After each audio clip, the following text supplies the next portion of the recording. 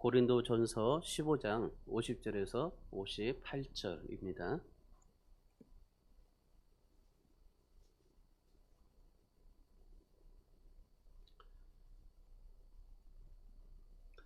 자, 고린도전서 15장 50절에서 58절. 네, 다 찾으셨으면 오늘 우리에게 주신 하나님의 말씀 고린도전서 15장 50절에서 58절 말씀을 우리 같이 합독하겠습니다.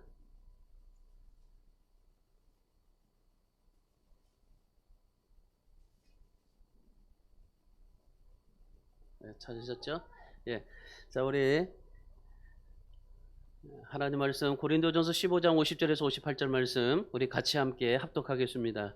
형제들아 내가 이것을 말하노니 혈과 육은 하나님의 나라를 이어받을 수 없고 또한 썩는 것은 썩지 아니하는 것을 유업으로 받지 못하느니라. 보라 내가 너희에게 비밀을 말하노니 우리가 다 잠잘 것이 아니요 마지막 날에 나팔에 순식간에 호련히 다 변화되리니 나팔 소리가 나매 죽은 자들이 썩지 아니할 것으로 다시 살아나고 우리도 변화되리라. 이 썩을 것이 반드시 썩지 아니할 것을 입겠고 이 죽을 것이 죽지 아니함을 입으리로다. 이 썩을 것이 썩지 아니함을 입고 이 죽을 것이 죽지 아니함을 입을 때에는 사망을 삼키고 이기리라고 기록된 말씀이 이루어지리라. 사망아 너의 승리가 어디 있느냐? 사망아 내가 쏘는 것이 어디 있느냐? 사망에 쏘는 것은 죄요 죄의 권능은 율법이라. 우리 주 예수 그리스도로 말미암아 우리에게 승리를 주시는 하나님께 감사하노니 그러므로 내 사랑하는 형제들아 견실하며 흔들리지 말고 항상 주의 일에 더욱 힘쓰는 자들이 되라. 이는 너희 수고가 주 안에서 헛되지 않은 줄 알미라. 아멘. 사람은 누구나 다 죽음이라는 걸 굉장히 싫어합니다. 너 죽을래 그러면 굉장히 막 무섭잖아요. 우리가 막 흔히 말하면서도 뭐 좀 그 과격한 말로 막 죽을래 그러면은 굉장히 좀 무서움을 갖게 됩니다. 이 가정주부들이 제일 잘 사용하는 무기 중에 하나가 뭐겠습니까? 식칼이죠. 식칼을 가지고 너 죽고 나 죽자 하면 얼마나 무서워요. 한번 여러분이 죽는다고 한번 생각을 해보세요. 요즘 코로나로 인해서 많은 사람들이 죽습니다. 우리나라도 많이 죽었지만은 뭐 지금 전 세계적으로 엄청난 사람들이 지금 죽어가고 있어요. 뭐 상상할 수 없을 정도로 이렇게 사람들이 죽어가고 있는데 여러분 내가 죽는다고 한번 생각해 보세요. 내가 지금 이제 죽는다라고 한번 생각해 보시면은 그러면 내가 죽는다라고 말할 때 어떤 마음이 들까요? 죽으면 그야말로 모든 것이 다 단절되잖아요. 뭐 의식주, 뭐 가지고 있는 명품, 아파트, 주식, 자식 이 모든 것까지 다 포기하고 모든 것을 다 내려놔야 됩니다. 그러니까 내가 죽는다고 생각할 때 내가 지금까지 쌓아놨던 모든 것들, 내가 정말 죽는다고 생각할 때 내가 지금까지 모든 것을 일구었던 성공과 야망과 내 모든 것들이 다 한순간에 다 없어지게 되는 겁니다.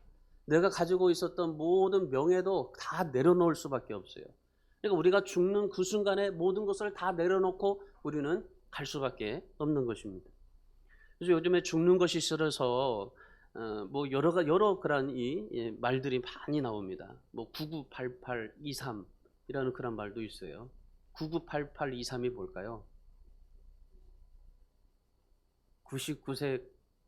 99세까지 팔팔하게 살자. 그리고 23은 뭘까요? 맞습니다. 예. 99세까지 팔팔하게 살다가 2, 3일만 아프고 죽자. 이런 말이에요. 그래서 이런 얘기들이 굉장히 많이 이제 우리 지금 나오게 되죠. 100세 시대를 살고 있으니까. 그런 속담도 있잖아요. 죽는 것이 싫어서 개똥밭에 굴러도 이승이 좋다. 그런 말을 이렇게 있잖아요. 그러니까 비록 내가 가난해 할지라도 그리고 내가 뭐 천대를 받고 업신여김을 당하고 뭐 여러 가지 많은 그러니 힘든 상황이 있을지라도 그런데 사는 게 좋다라는 그런 말이죠. 근데 여러분, 아무리 팔팔하게 살아도 사람은요 다 죽습니다. 아무리 내가 천년 만년 살 것 같아서 건강을 자랑한다 할지라도 여러분, 반드시 사람은 죽게 되어 있습니다. 심지어 예수님도 죽으셨잖아요. 그러니까 사람은 모두가 다 죽습니다. 여러분, 사람이 왜 죽을까 한번 생각해 보세요. 사람이 왜 죽을까? 성경에서 그렇게 말하는데, 로마서 5장 12절에서 사도 바울이 이렇게 말합니다. 우리가 죽는 이유를 말씀하는데, 그러므로 한 사람으로 말미암아 죄가 세상에 들어오고 죄로 말미암아 사망이 들어왔나니, 이와 같이 모든 사람이 죄를 지었으므로 사망이 모든 사람에게 이르렀도다 말씀하셔요. 그러니까 지금 이 죽는 이유가 뭐라는 겁니까? 결국 죄에 대한 하나님의 형벌이다라는 말씀이죠. 고린도전서 15장 26절에서 맨 나중에 멸망받을 원수는 사망이다라고 말씀하셔요. 그러니까 그만큼 우리가 이 죽음이라는 거, 이 죽음에 관해서는 죄에 대한 하나님의 형벌, 죄의 형벌로 죽을 수밖에 없는 오늘 그런 우리를 구원하시기 위해서 예수님께서 십자가에서 죽으시고 부활하셨다는 겁니다. 그러니까 예수님께서 우리를 위해서 십자가에 죽으신 거, 이거는 죽은 거는 다 당연하게 모든 사람들이 다 죽어요. 그런데 진정 우리에게 구원하신 것은 뭐냐면 부활하신 것입니다. 예수 그리스도의 부활이 없으면 우리의 죽음도 헛것이라 말씀하셨잖아요. 그러니까 우리가 정말 우리의 모든 그런 죽음 자체를 예수 그리스도께서 다시 살리시기 위해서 주님께서 부활하셨다라는 말입니다. 그래서 우리가 부활신앙을 갖자라고 말하는 거죠. 항상 부활절만 되면 우리가 부활신앙 갖자. 뭐 평상시에도 늘 우리가 예수 그리스도의 부활을 우리가 가지고 하나님 앞에 삶을 살자. 그런 부활신앙을 우리가 많이 얘기하는데, 여러분, 이 부활신앙이라는 것은 예수님이 부활했다는 것을 믿을 뿐만 아니라 그 죽음까지도 그냥 내가 정말 죽는 것까지도 담대함이 생겨나게 하는 것이 바로 그것이 부활신앙입니다. 그러니까 이 부활신앙을 가지면은 내가 어떠한 죽음도 두렵지 않는 담대함이 우리가 생기게 되고, 그리고 내가 이런 이 부활신앙, 예수 그리스도의 부활을 믿음으로 말미암아 우리가 하나님 앞에 구원을 받게 된다라는 것입니다. 여러분, 그리스도의 신앙이 어디서 달라지는 줄 아십니까? 우리 그리스도의 신앙은 바로 이 부활에서 달라지게 되어 있어요. 우리가 예수님을 열심히 믿어요, 알아요. 정말 예수님을 많이 알아도, 그런데 이 알면 알수록 우리는 이 머리만 굵어졌지 실질적으로 내가 정말 예수 그리스도를 닮아가려고 하지는 않는다 이 말이죠. 근데 여러분, 그리스도인의 신앙은 바로 이 부활에서 달라져요. 왜냐하면 예수님이 태어난 것을 믿습니다. 예수님이 태어난 것을 믿는데, 그런데 부활을 믿지 않는 사람들이 있기 때문에 그래요. 그러니까 내가 예수님이 십자가에서 죽으셨다는 사실을 너무나 잘 알면서도, 그런데 예수님께서 죽으시고 부활하셨다는 사실을 믿지를 않는 거예요. 어떻게 예수님이 부활할 수 있을까라는 거죠. 세상 사람들도 마찬가지입니다. 성탄절과 부활절에 대한 느낌이 어떻습니까? 사뭇 다르잖아요. 성탄절은 모두가 다 축하합니다. 세상 사람들도 마찬가지고, 천주교도 심지어 불교도 이 성탄절 되면요 교회 가서 이 화분 하나를 줘요. 그러니까 예수님이 태어났다는 것은 너무나 다 그렇게 칭찬을 하고 축하를 해줘요. 그런데 예수님이 부활하셨다는 말 속에는요 너무나 싸늘해요. 오히려 예수님이 부활하셨다는 사실 속에서 어떻습니까? 그냥 모든 것들을 다 동원시켜가지고 그 부활에 대해서 공격하고 있잖아요. 그만큼 여러분, 우리가 예수님이 죽으심에 대해서는 우리가 너무나 잘 알지만은 이 예수님의 부활하심에 대해서 우리가 너무나 믿지 못하고 의심하고 있는 우리의 모습을 보게 되는 겁니다. 오늘 고린도 교회가 그랬어요. 우리가 본문의 말씀을 읽었지만은 이 고린도 교회가 부활에 대해서 의심하는 사람들이 있었다는 겁니다. 부활에 대해서 반대는 하지는 않아요. 반대를 하지는 않는데 의심하는 사람들이 많았어요. 어떻게 죽은 사람이 부활할 수 있겠냐라는 것이었어요. 그러면서 이 고린도 교회 사람들이 좀 의심을 좀 했었어요. 그래서 지금 사도 바울이 이 고린도 교회의 부활을 의심하고 있는 그 고린도 교회 많은 사람들에게 지금 말씀해 주고 있는 겁니다. 편지를 통해서 메시지를 전달해 주고 있는데, 예수님께서 십자가에서 죽으시고 3일 만에 부활하셨다라는 것을 지금 편지를 통해서 이 고린도 교회의 많은 사람들에게 얘기해 주고 있는 겁니다. 고린도 교회는 바울이 제2차 전도 여행 때에 6개월 동안 이 고린도시에 머물면서 그리고 이 복음을 전해서 개척했던 교회였었습니다. 바울이 있을 때는 그 바울이 전한 모든 복음이 하나님의 말씀이 다 믿어졌었어요. 그런데 이 바울이 떠나고 나서 거기에 이제 거짓 교사들도 들어오게 되고 이러다 보니까 어떻게 부활이 있느냐? 부활이 없다. 부활이 어떻게 죽을 사람이 어떻게 부활할 수 있게 되냐? 시체가 어디 있느냐? 뭐 이런 여러 가지 이유를 들면서 이 얘기를 하니까 고린도시에서 이 고린도 교회가 그렇게 사도 바울로 인해서 믿음이 단단했던 사람들까지도 의심이 일어나게 됐던 거죠. 오늘 이 사도 바울이 고린도 교회에 전한 이 부활에 대한 메시지는 아주 간단합니다. 고린도전서 15장 3절의 말씀을 한번 보십시오. 고린도전서 15장 3절의 말씀해 보시면은 뭐라고 말씀하시냐면은 사도 바울이 이 부활에 대해서 딱 한마디를 해요.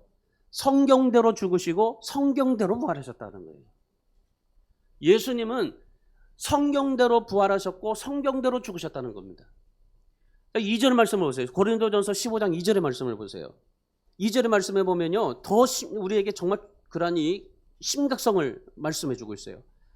부활을 믿지 않으면 구원이 없다라고 말씀을 해요. 왜냐하면 예수님의 부활하셨다는 것을 믿어야만이 나의 구원이 확증되기 때문에 그렇다는 겁니다. 그러니까 예수 그리스도가 십자가에 죽으셨다는 것을 믿지만은 그런데 부활을 믿지 않는 사람들, 그런 사람들에게 뭐라고 말씀하시는 거예요? 부활을 믿지 않으면 어떻게 부활을 믿지 않는데 어떻게 구원이 있느냐 이 말이에요. 예수님이 태어나신 것을 믿고 부활하신 것을 믿지 않으면 그것이 어떻게 구원이 되느냐 그죠? 구원이 없다는 거예요. 예수님께서도 마태복음 7장 21절에서 뭐라고 말씀하십니까? 나더러 주여 주여 하는 자마다 천국에 다 들어갈 것이 아니고 하늘에 계신 내 아버지의 뜻대로 행하는 자라야 들어갈 수 있다라고 말씀하고 계세요. 여러분, 우리가 주여 주여 하는 자마다 다 천국에 가지 못한다는 겁니다. 우리는 얼마든지 주여 주여 할 수 있어요. 세상 사람들도 주여 할 수 있습니다. 주님이라고 그렇게 주님께서 십자가에 죽으셨다는 것을 인정하고 있습니다. 세상의 모든 사람들이 다 그렇게 하고 있어요. 그런데 실질적으로 내가 주여 주여 하는 자마다 다 천국이 아니라 하늘에 계신 내 아버지의 뜻대로 행하는 자라. 하나님의 뜻이 무엇이었습니까? 예수님이 십자가에서 죽으시고 부활시켜주고 그리고 그로 인해서 우리가 구원받았고 하나님의 자녀 백성 되게 하셨다는 겁니다. 우리가 예수를 믿으면서도 주여 주여 아무리 불러봐도 부활하신 주님을 믿지 아니하면 주님께서 뭐라고 말씀하십니까? 천국에 결코 들어갈 수 없다.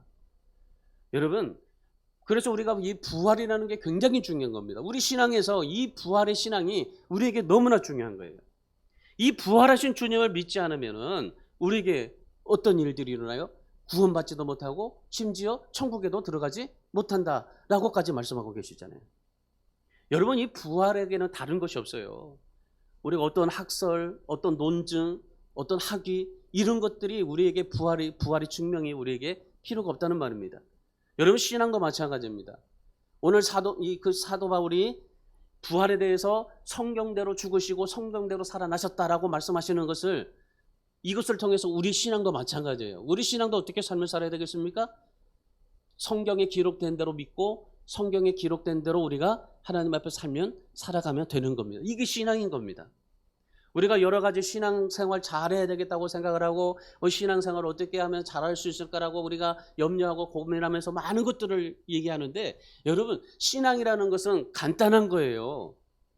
이게 어렵지만은 그런데 간단한 거예요. 그게 뭡니까? 성경대로 믿고 성경대로 사시면 되는 겁니다. 이게 우리 신앙인 겁니다. 여러분, 우리 안에 이런 정말 믿음이 있다 할지라도 이런 의심들이 우리에게 일어나요. 아니, 성경대로 믿고 성경대로 살면서도 우리에게 의심이 일어나요.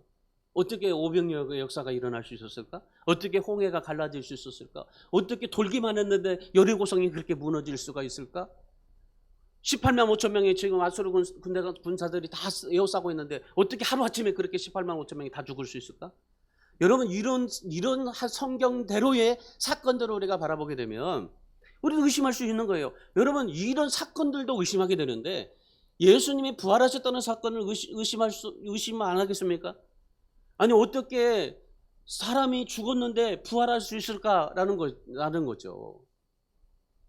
여러분, 우리가 하나님 앞에 삶을 살아갈 때 그렇습니다. 제가 이번 주 한 주간 동안 이 말씀을 가지고 늘 묵상하면서 이제 하다가 꿈에서도 죽은 자가 살아나는 꿈을 꿨어요. 여러분, 그만큼 여러분 우리가 정말 하나님 앞에 이런 부활에 대한 그런 의심이 우리에게 있었다면은 이제 여러분 오늘 예배를 통해서 여러분 부활의 능력을 회복하시고 이전 여러분에게 의심이 아닌 확신 속에 거하는 믿음의 신앙생활을 할 수 있기를 주님의 이름으로 축원합니다. 여러분, 그렇다면 부활의 능력을 회복하려면 어떻게 해야 될까라는 겁니다. 오늘 이 사도 바울이 정말 이 말씀을 통해서 이 사도 바울의 모습을 보면 엄청난 변화를 일으키면서 삶을 살았어요. 사도 바울의 삶의 변화를 일으켰던 것이 무엇일까? 더 나아가서는요, 여러분의 삶의 변화를 어떻게 하면은 일어나게 하실 수 있을까라는 겁니다. 여러분, 우리가 정말 변화돼야 되지, 달라져야 되지, 우리가 변화를 추구하지만은 실질적으로 우리가 변화를 못해요. 변화하려고 한다면은 금방 물거품이 돼요. 여러분, 부흥회도 마찬가지입니다. 부흥회 때 열심히 은혜 받은 거 보세요. 그냥 3일 지나면요 다 흐리멍텅해져요. 여러분, 우리가 하나님 앞에 정말 내가 변화하려고 싶어도 근데 변화되지 못하는 나의 그런 이 모습들을 바라보시면서 그러면 어떻게 하면 내 삶의 변화를 이룰 수 있을까? 오늘 바울의 신앙을 통해서 그것을 여러분이 좀 살펴보시면서 결단 받으실 수 있기를 바랍니다. 첫 번째는요, 부활을 소망하면서 살아야 됩니다. 부활을 소망해야 돼요. 여러분, 부활을 소망합니까? 여러분, 예수님께서 부활하셨다고 우리가 믿어져요. 그리고 그 예수님께서 우리도 부활할 것이다 말씀하고 계십니다. 예수님이 그대로 부활하신 그대로의 모습으로 우리도 똑같이 부활한다 그랬어요. 여러분, 정말 천국 가는데 여러분이 천국에 어떻게 갈 수 있어요? 내가 내 모든 것이 다 신령한 몸으로 부활해서 갈 수밖에 없잖아요. 그러니까 그 부활을 믿느냐 이 말이에요. 사도 바울이 혈과 육으로는 하나님의 나라를 유업으로 받을 수 없다라고 말씀하십니다. 우리의 혈과 육으로는 하나님의 나라를 들어갈 수 없고 받을 수가 없다는 거예요. 왜 그러냐면 우리 사람에게 있어서 혈과 육은 썩어서 없어지기 때문에 그렇습니다. 그래서 하나님의 나라에 들어가려면은 뭐 해야 되느냐? 혈과 육을 버려야 된다. 오늘 본문의 50절의 말씀에 형제들아 내가 이것을 말하노니 혈과 육은 하나님의 나라를 이어받을 수 없고 또한 썩는 것은 썩지 아니한 것을 유업으로 받지 못하느니라. 여러분, 하나님의 말씀이 믿어지죠? 바울이 하나님 말씀 속에서 이 바울이 얘기했던 것이 우리가 믿어지게 된다면 이 사실도 믿어져야 됩니다. 우리가 하나님의 나라에 들어가려면 혈과 육은 들어갈 수가 없어요. 우리가 혈과 육으로 하나님의 나라를 이어받을 수 없어요. 썩는 것으로 우리가 이어받을 수 없습니다. 그래서 우리가 정말 하나님 앞에 하나님의 나라에 들어갈 수 있으려면은 이 혈과 육을 벗어버려야 돼요. 오늘 사도 바울이 보세요. 왜 사도 바울이 이런 말을 했을까요? 자기 자신도 그렇게 삶을 살았기 때문에 그래요. 자기 인생도 예수님을 만나기 전까지는 혈과 육으로 삶을 살았습니다. 혈과 육을 그리고 썩을 것을 위해서 열심히 삶을 살았어요. 그래서 자기의 정말 인생의 모든 청춘을 다 거기에다가 바쳤습니다. 부활도 믿지 않았습니다. 이 부활을 꺼내는 자들마다 어떤 사람이든지 간에 부활이라는 예수가 부활했다는 말을 꺼내는 사람마다 다 감옥에 다 집어넣어 버렸어요. 사도 바울은요 부활을 증오하면서 삶을 살았던 사람입니다.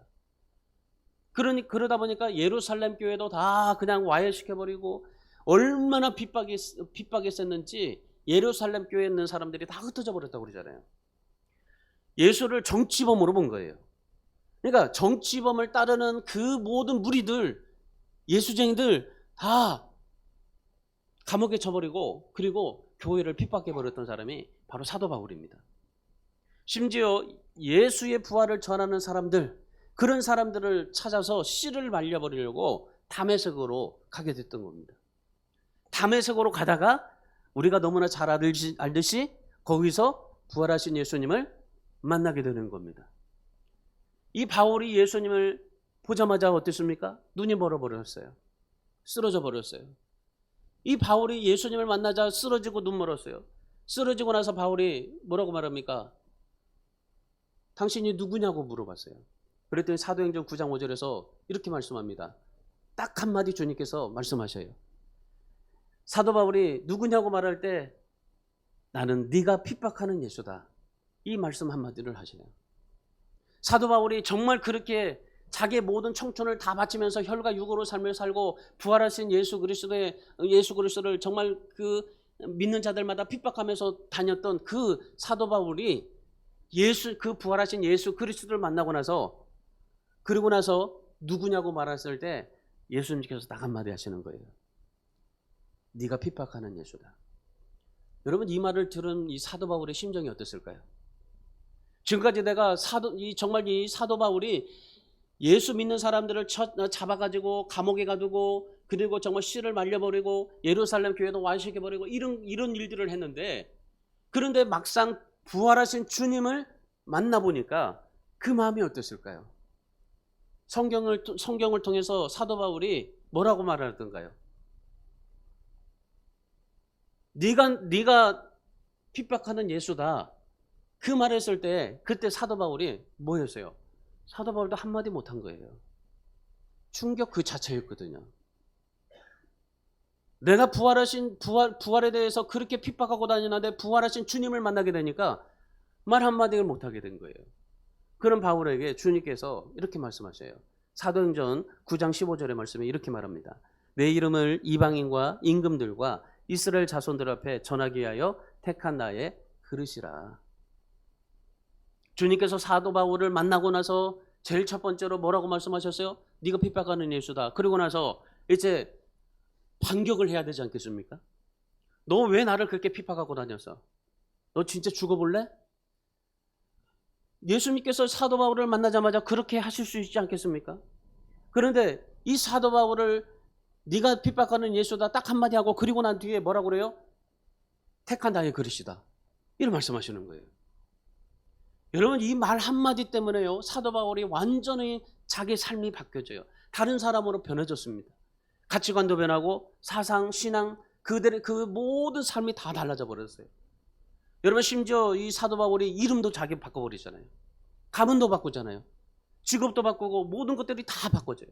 그야말로 예수님을 만나고 나서 사도 바울이 그전에 살았던 모든 혈과 육 이 모든 것들을 다 벗어버리고 그리고 정말 하나님 앞에 예수 그리스도 부활하신 주님 때문에 자기 인생이 새롭게 되고 모든 것들을 다 바꿔줘요. 한마디로 인생 자체가 다 달라지게 되었습니다. 혈과 육으로 살았던 이 사도 바울이 여러분 이런 정말 사도 바울이 이렇게 살면서 살았던 이 사도 바울을 누가 바꿨습니까? 예수 그리스도가 바꾼 겁니다. 지금까지 핍박하고 다녔고 정말 힘들게 살면서 살았던 그렇게 정말 이 교회를 너무나 힘들게 만들었던 이 사도 바울에게 그가 정말 다시금 새로운 인생으로 변화될 수 있게 만들어줬던 분이 누구십니까? 부활하신 예수 그리스도십니다. 로마도 감당하지 못할 사람으로 만들어주신 분이 누구십니까? 바로 예수 그리스도십니다. 부활하신 예수님께서 이 사도 바울에게 찾아가셔서 사도 바울을 변화시켜 주시고 정말 모든 것들을 다 바꿔주신 분이 누구십니까? 바로 예수 그리스도십니다. 바울이 부활하신 예수 그리스도를 만나고 나서 이 사도 바울이 어떻게 살아요? 빌립보서 3장 8절의 말씀해 보시면은 부활하신 주님을 위해서 삽니다. 부활하신 주님을 만나고 나서 그가 부활하신 주님을 위해서 남은 인생을 삶을 살아가게 돼요. 자신의 모든 것들을 다 배설물로 여기면서 삶을 살아가게 됩니다. 로마서 8장 35절에서는 어떤 환난이나 공고나 핍박이나 기근이나 적신이나 위험이나 칼이나 이 어떤 것들이 이 사도 바울에게 찾아온다 할지라도요 두려워하지 않냐고 하나님 앞에 삶을 살아가게 됩니다. 사도행전 20장 24절에 말씀해 보시면은 수많은 박해를 받습니다. 핍박을 받습니다. 그럼에도 불구하고 죽음의 고비를 넘기고 정말 그런 여러 가지 많은 그런 어려움을 겪으면서도 사도 바울이 자기 생명을 조금도 아끼지 않아요. 그리고 영원한 것에 소망을 두고 살아가는 사도 바울의 모습을 볼 수가 있습니다. 어떤 소망일까요? 그 소망이 오늘 본문의 52절의 말씀을 보세요. 52절 같이 있습니다. 시작. 나팔 소리가 나매 죽은 자들이 썩지 아니할 것으로 다시 살아나고 우리도 변화되리라. 예수님께서 부활하셔서 나를 이렇게 바꿔주신 그 주님 때문에 내가 이렇게 삶을 살아가고 있지만 그 부활하신 주님처럼 나도 나중에 이제 장차 주님처럼 나도 그렇게 변화될 것이다. 부활하게 될 것이다. 그걸 믿은 겁니다. 여러분, 이 세상의 모든 것은 다 썩어지고 없어지는 겁니다. 그런데 썩어지고 없어지지 아니할 그 부활의 소망을 가지고 삶을 살아갔던 사람이 바로 사도 바울인 겁니다. 다시 내가 정말 살 것이다라는 그런 변화될 것이라는 기대감을 갖고 그 부활의 소망을 가지고 하나님 앞에 삶을 살았던 사람이 바로 사도 바울입니다. 여러분, 예수 그리스도께서 부활하신 주님께서 이렇게 사도 바울을 바꿔놓으셨던 것처럼 오늘 저와 여러분도 이렇게 바꿔놓으셨잖아요. 부활하신 주님께서 이렇게 나를 지금 이런 삶으로 바꿔놓으셨잖아요. 여러분, 지금 이 자리에 여러분이 있는 것이 무엇 때문입니까? 부활하신 주님 때문에 아니에요. 만약에 여러분이 부활하신 주님이 여러분 믿지 않았다면 여러분도 나름대로 정말 세상에서 한가득 다 했을 분 같아요. 그런데 부활하신 주님 때문에 지금 이렇게 나와서 어떻게 됩니까? 성질 죽이고 이렇게 정말 하나님 앞에 거룩하게 살아보려고 애쓰고 노력하고 삶을 살아가고 있잖아요. 여러분, 부활하신 주님이 사도 바울을 바꿔준 것뿐만 아니라 오늘 저와 여러분도 그렇게 바꿔줬습니다. 그러면 우리가 어떻게 해야 되겠습니까? 우리도 사도 바울처럼 매일매일마다 늘 변화되는 삶을 추구하며 삶을 살아야 되지 않겠습니까?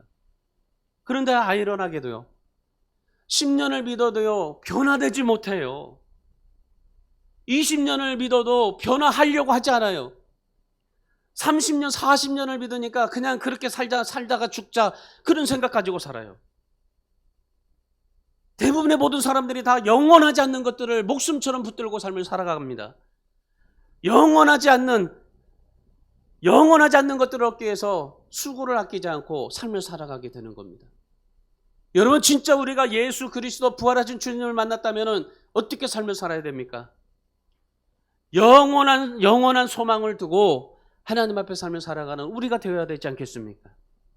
여러분, 영원하지 않는 것에 소망을 두고 삶을 살아가지 마십시오. 오늘 사도 바울처럼 늘 변화하십시오. 바꿔주십시오. 달라지십시오. 우리가 하나님 앞에 예수 믿으면 믿을수록 더 변화돼야 되고 바꿔져야 되고 달라져야 되는 겁니다. 혈과 육 이런 것들에 대해서 다 배설물로 여길 수 있어야 되는 겁니다.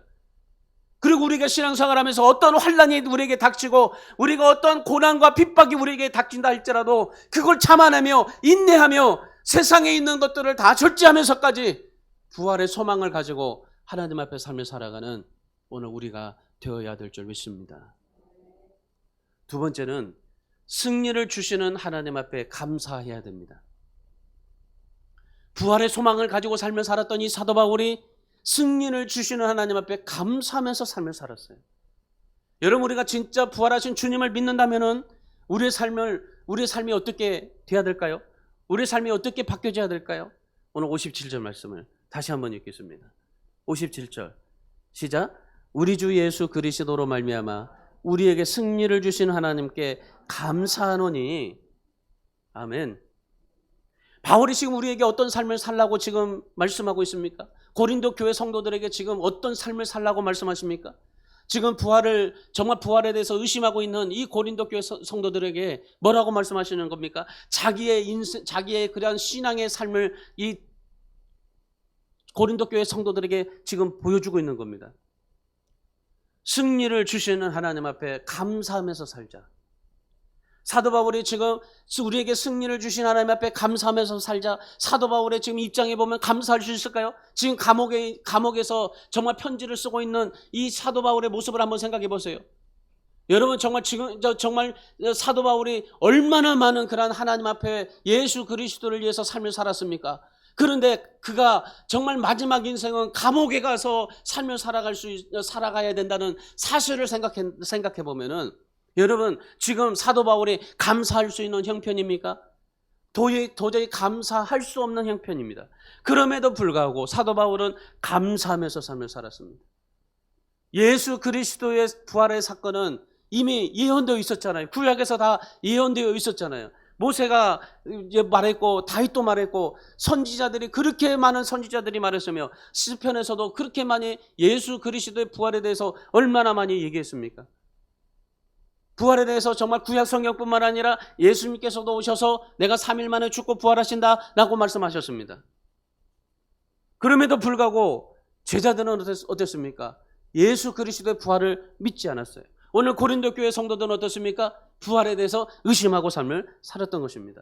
혹시 여러분 가운데서도 부활을 믿지 않냐고 부활에 대해서 의심하고 있다는 그런 사실이 우리에게 느껴지게 된다면은 여러분 오늘 사도 바울처럼 우리가 하나님 앞에 확신 속에 거하는 우리의 신앙이 되어야 하는 겁니다. 여러분 지금 정말 사도 바울뿐만 아니라 이 제자들 부활을 믿지 않았다가 사도 바울은 부활을 믿고 자기 모든 것을 다 이제 주님 앞에 맡겨버리고 삶을 살아가는데 오늘 제자들의 모습을 보세요. 고린도 교회 성도들의 모습을 보세요. 그들의 삶이 어떻습니까? 주님께서 죽으셨다고 하니까 숨고 두려워하고 감사를 잃어버리잖아요. 여러분 예수님의 제자들이 부활하기 전에는 예수님 앞에 너무나 감사했어요. 매일매일마다 정말 먹여주고 500여의 기적을 일으켜주고 그리고 정말 그 수많은 병자들을 고쳐주고 정말 안진뱅이를 일으켜주고 많은 그런 일들을 행하였습니다. 그때마다 주님 앞에 주님 감사합니다. 너무 감사해요. 내가 이렇게 주님을 따라다닐 수 있었던 것만 자체도 너무나 감사해요. 여러분 우리나라 보세요. 우리나라가 어려울 때는 어땠습니까? 이민 가야지라고 말하면서도 이 어려운 시기에 우리가 정말 그 모든 것을 잘 극복하면은 대한민국이 자랑스럽다라고 얘기를 해요. 2002년도까지 정말 이 나라 못 살겠다라고 미국으로 이민 가고 호주로 이민 가자고 생각했던 사람들이 많아요. 그런데 2002년 월드컵을 하고 나서 전 세계가 다 우리나라를 알아주니까 내가 한국 사람이다라고. 지금 코로나 정말 여러 가지 많은 어려움이 있지만 우리나라가 방역에 정말 선진국이라고 칭찬을 받으니까 많은 사람들이 뭐라고 말하는 줄 압니까? 선진국에 사는 내가 자랑스럽다라고. 여러분 정말 그 예수님이 있을 때는 믿지를 않았어요. 예수님이 있을 때는 감사가 그렇게 끊이지 않았어요. 모든 것들이 따라다니는 것 자체가 감사였고 정말 예수님을 바라보는 것 자체가 감사했었어요. 그런데 여러분 예수님께서 죽으니까 어떻게 됩니까? 살아있을 때는 감사, 그런데 없을 때는 그 감사가 실종돼 버린 겁니다. 그래서 부활하신 주님께서 제자들에게 나타나셔서 뭐라고 말씀하신 줄 아십니까?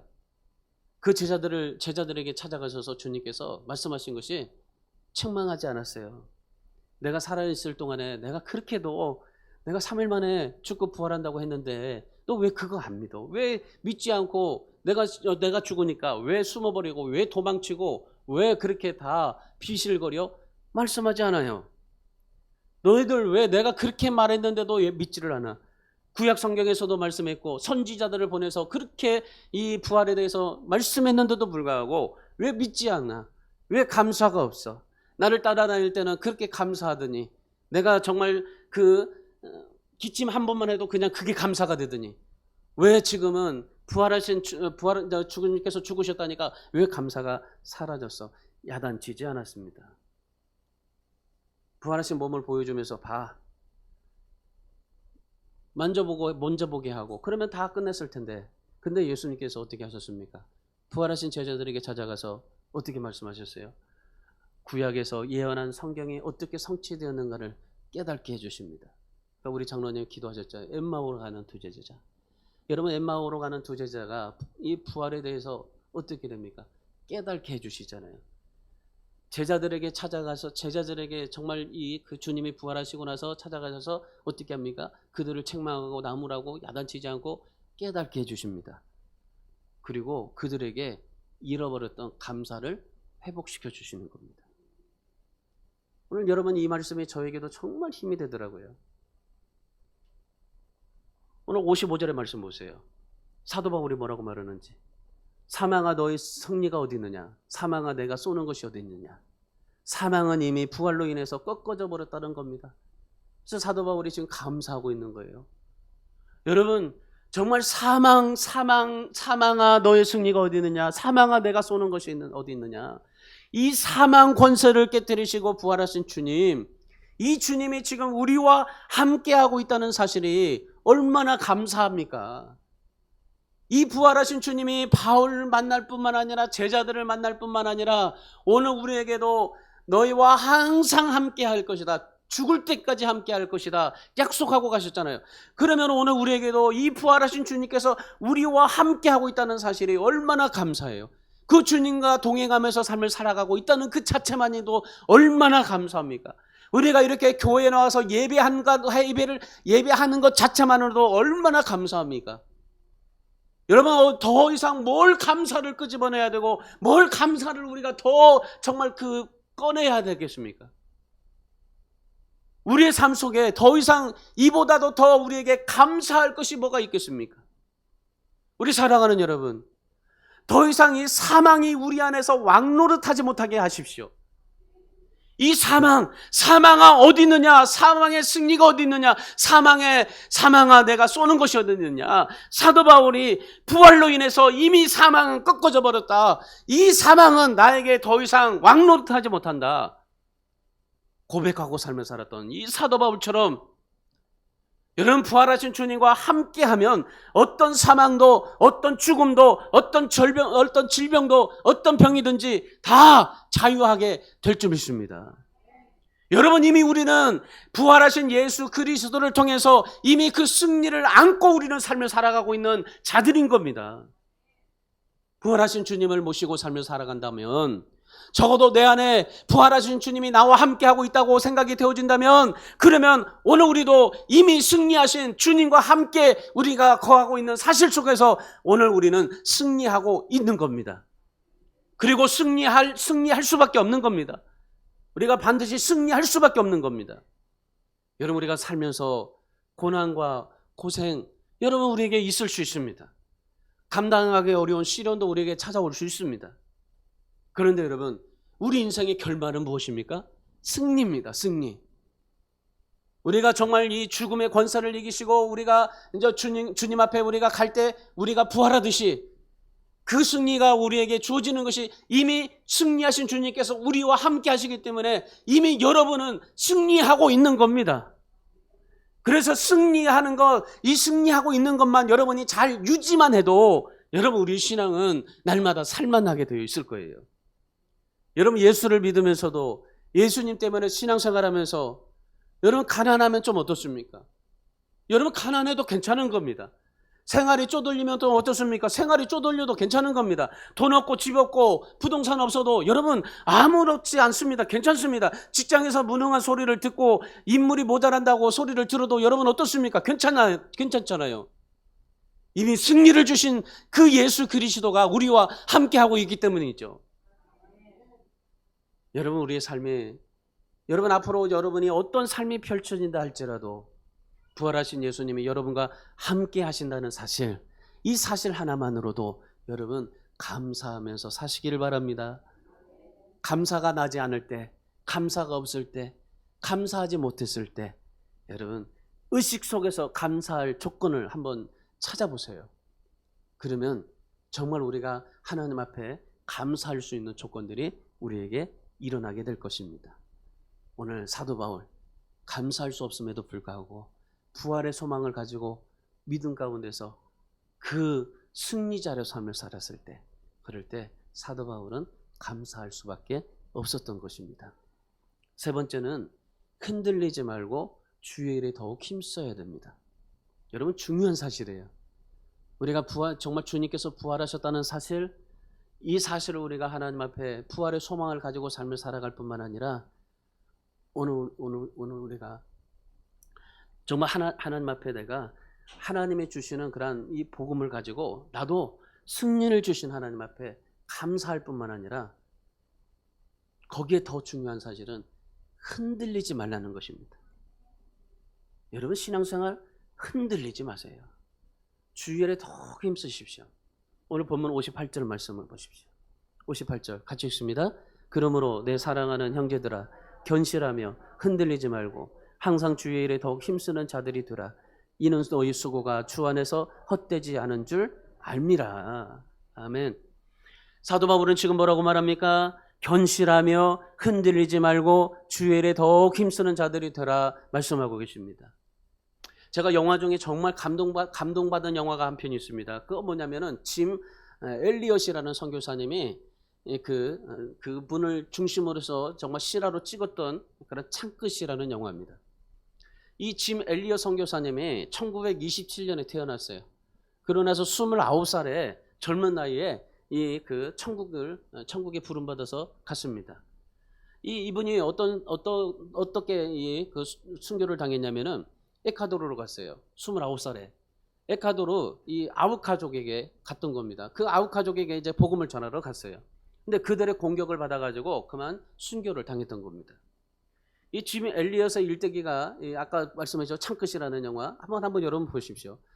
정말 인상적인 그런 장면들이 굉장히 많았는데 그 중에 특별히 하나가 뭐냐면요. 이 짐 엘리엇이 그 에콰도르 아우카족을 이제 만나러 가기 전에 이 아들과 나누는 대화였었어요.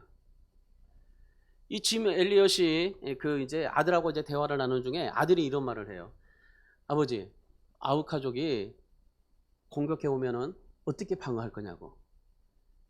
그래 이 원주민들이 이제 찾아오게 되면은 공격하게 되면은 총을 사용할 것이냐고 물어봐요. 그러니까 이 짐 엘리엇이 뭐라고 말하냐면은 나는 총을 사용하지 않는다 그렇게 얘기를 해요. 왜냐하면 나는 천국 갈 준비가 되어 있지만은 그런데 아우카족은 천국에 들어갈 준비가 되지 않았기 때문이다. 나는 지금 죽어도 천국 갈 수 있지만은 그런데 그 원주민들은 아직 천국에 못 간다. 그러면서 그들을 총으로 죽이지는 않겠다. 그렇게 얘기를 하는 겁니다. 그래서 실제로요, 이 짐 엘리엇과 그 동료들이 총기를 가지고 있었어요. 그럼에도 불구하고 공격받는 중에도 이 총을 사용하지 않고 순교를 당합니다. 여러분, 부활신앙 가진 사람은 살아가는 삶의 방식이 다르게 되어 있는 겁니다. 사도 바울을 보세요. 예수님 만나고 나서 어떻게 합니까? 권세, 명예, 부 추구하지 않아요. 정말 그 사도 바울 문벌이 좋은 사람이었고 원하기만 하면 충분히 남부럽지 않게 살며 살아갈 수 있었던 사람입니다. 근데 이 사도 바울이 어떻습니까? 예수 그리스도 외에는 모든 것을 다 배설물로 여기며 삶을 살아가지 않습니까? 자신의 생명이 다할 때까지 이 복음 전하는 일을 포기하지 않아요. 썩어질 것을 얻기 위해서 살지 않습니다. 썩지 않은 영원한 것을 얻기 위해서 이 사도 바울이 살아가게 됩니다. 그러면서 사도 바울이 정말 여러 가지 많은 환난과 고난과 핍박을 받지만은 그런데 그의 인생을 보면 신앙생활을 보면 절대 흔들리지를 않아요. 여러분 우리 흔들리지 마십시오. 신앙생활하면서 흔들리지 마세요. 여러분 우리가 살다 보면요 흔들릴 거 참 많아요. 내가 흔들릴 수도 있고 남이 흔들면은 남이 나를 흔들면 그냥 너 흔들릴 수도 있어요. 여러분 우리는 흔들릴 수 있습니다. 저는 항상 어떠한 한 가지 그 기구를 굉장히 중요하게 정말 좋아하는데 어떤 거냐면요 오뚜기예요. 오뚜기는 넘어뜨리면 다시 일어나요. 흔들릴 수 있어요. 그럼에도 불구하고 다시 일어나요. 여러분 사도 바울이 정말 하나님 앞에 인생의 삶을 살아가면서 또한 신앙생활하면서 흔들리지 않았다는 겁니다. 저도 두 번의 정말 큰 시련을 겪으면서도 얼마나 흔들렸는지 몰라요. 여러분 삶을 살면서 보면 너무나 흔들릴 게 많아요. 그때마다 정말 이 흔들릴 때마다 나 포기하고 싶은 생각도 너무나 많았었는데 그때마다 저를 붙잡아 주신 분이 바로 이 부활하신 예수 그리스도였었습니다. 여러분 우리가 신앙생활하면서 고난도 있고 유혹도 있고 핍박도 있고 조롱도 있을 수 있습니다. 그러나 여러분 신앙 흔들리지 마시기 바랍니다. 고민하고 갈등할 수도 있겠지만은 고통받을 수 있겠지만은 그러나 여러분 흔들리지 마십시오. 부활하신 주님이 나와 함께하니 여러분 두려울 것이 없다. 이 고백이 여러분의 고백이 되시기를 바랍니다. 여러분 지금 코로나로 인해서 얼마나 많은 사람들이 두려워하고 있습니까? 여러분 코로나 두려워하지 마십시오. 세 가지만 잘하면 되잖아요. 잘 먹고 잘 자고 그리고 햇빛 많이 쐬고 그래서 면역력 키우면 그 어떤 코로나도 나에게 침범하지 못한다는 거 너무나 상식적으로 잘 알고 있잖아요. 여러분 우리가 정말 여러 가지 많은 것에서 두려워하고 정말 흔들릴 수도 있겠지만은 그러나 여러분 흔들리지 마십시오. 베드로 보세요. 부활하신 주님을 만나고 나서 뭐라고 외치면서 다닙니까? 저게 베드로가 내가 정말 나도 과거에는 정말 예수님을 부인하면서 삶을 살았다. 3번씩이나 저주하면서 부인하고 살았다. 내가 예수님의 수제자다. 자기 간증하면서 그렇게 복음을 전하지 않았어요. 정말 베드로가 그 예수님을 만나고 나서 뭐라고 말합니까? 예수님은 죽으시고 3일 만에 부활하셨다. 그렇게 외치면서 다니잖아요. 스데반 보세요.